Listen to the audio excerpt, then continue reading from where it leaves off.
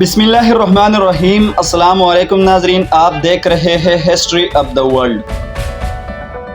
Russia और तुर्की के दरमियान हालात तशवीशनाक हो चुके हैं क्योंकि अजरबैजान और आर्मीनिया के दरमियान जंग दोबारा शुरू होने पर रूस की ज्यादातर मफादात आर्मीनिया के साथ जुड़े हैं, जबकि तुर्की का सपोर्ट हमेशा से ही अजरबैजान के साथ रहा है। और यही वजह है कि पिछले साल जब आर्मीनिया और अजरबैजान के दरमियान जंग चढ़ गया था, उस जंग के खात्मे के लिए रूस और तुर्की ने मुश्तरका तौर पर कोशिश करके उस तनाज़े को मुज़ाकरात के जरिए हल किया था। लेकिन अब चूंकि आर्मीनिया और अजरबैजान के दरमियान जंग दोबारा शुरू हो चुका है, जिस पर पुतिन ने बरहमी का इजहार करते हुए कहा कि तुर्की एक तरफ नेटो इत्तेहाद की दामन छोड़ने के लिए भी तैयार नहीं, जबकि दूसरी तरफ तुर्की ने हमारे साथ जाने के वादे भी कर चुके हैं। लेकिन ये वाज़ेह रहे कि अब तुर्की को रशिया, चीन और नेटो इत्तेहाद में किसी एक को चुनना होगा, क्योंकि रशिया और चीन नेटो इत्तेहाद को अपनी मकासद में कभी भी कामयाब नहीं होने देंगे। और ये याद रहे कि रशिया और नेटो इत्तेहाद की नजरियात में जमीन और आसमान का फर्क है और इन दोनों की नजरियात में किसी तरह की मुमासिलत नहीं।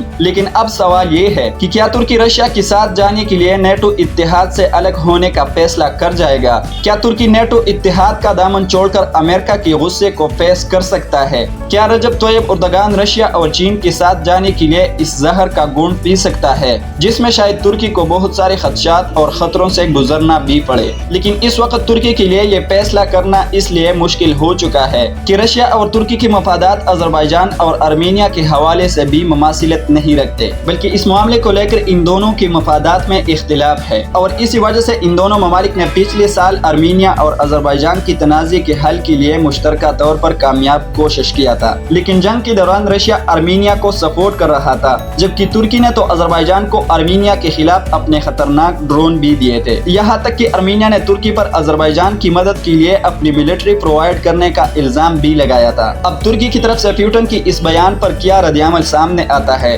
वक्त के साथ साथ आप लोगों से शेयर करते रहेंगे। लेकिन आखिर में आप लोगों से गुजारिश है कि मजीद इसी तरह अपडेट से बाखबर रहने के लिए हमारे चैनल को सब्सक्राइब कीजिए और साथ में बेल आइकन को भी प्रेस कर लीजिए, ताकि मजीद इसी तरह अपडेट्स आप लोगों को बर वक्त मिल सके। अपना खास ख्याल रखें, अपनी इस चैनल का भी। अल्लाह हाफिज।